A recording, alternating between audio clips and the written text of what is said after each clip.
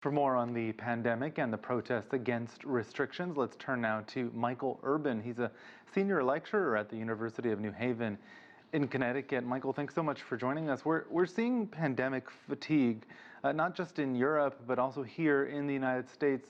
Clearly, this was bound to happen. Hi, thanks for having me. And yes, you are seeing the fatigue as this prolongs going on globally, and here in America, the people are going to get tired of the measures that are being asked to be in place.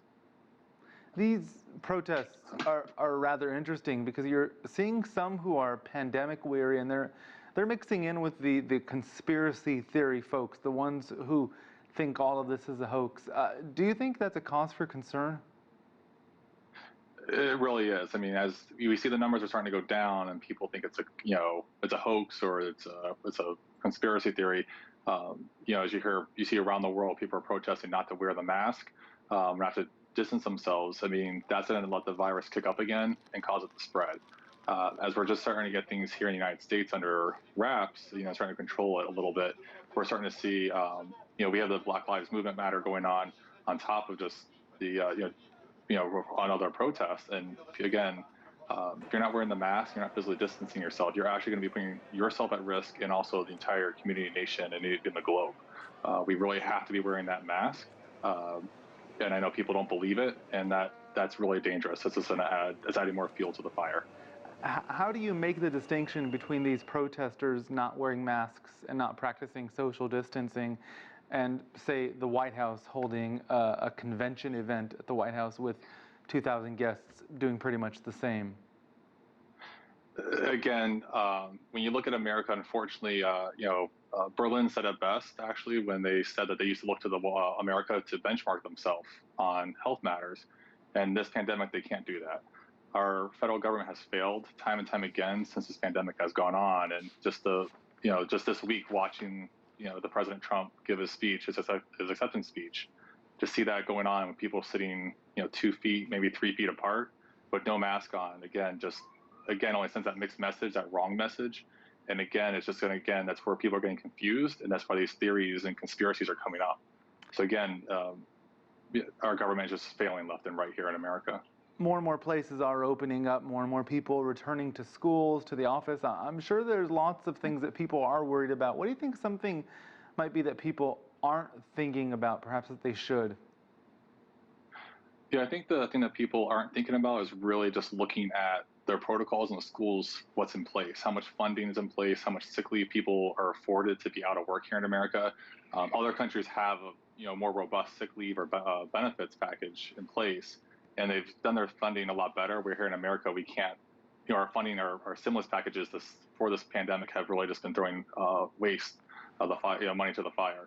As I look at the plans and the policies going in place, I returned it back teaching in classroom this week.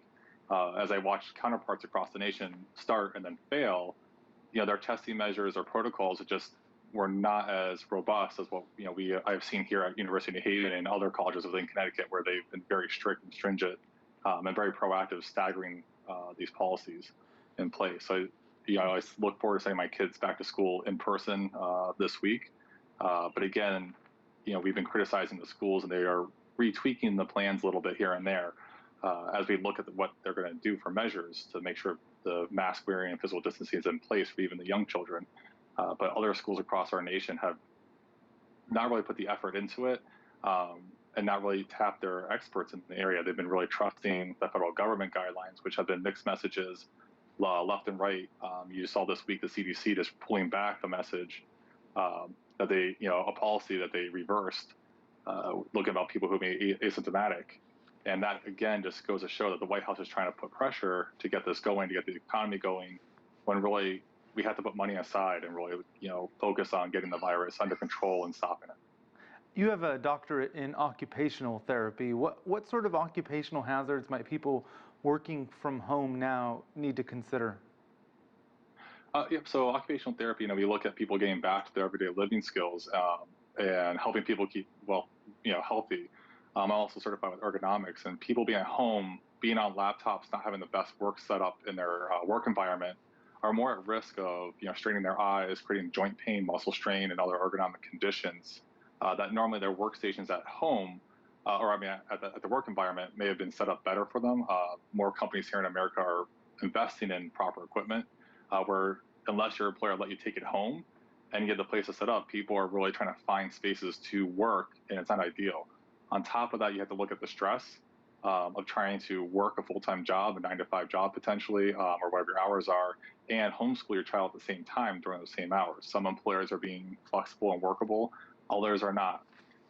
So again, I think the stress alone, on top of maybe even losing a job or being furloughed from your job and having to face that shortage of income, where our federal government has not come up with a new package yet to help keep people going or help protect people from losing their housing or not being able to pay bills, is just really adding to that stress. So from occupational therapy standpoint, we'd help people through the mental health aspect of it, and also through how to make sure they're working effectively and efficiently to not get injured or minimize the injuries at home.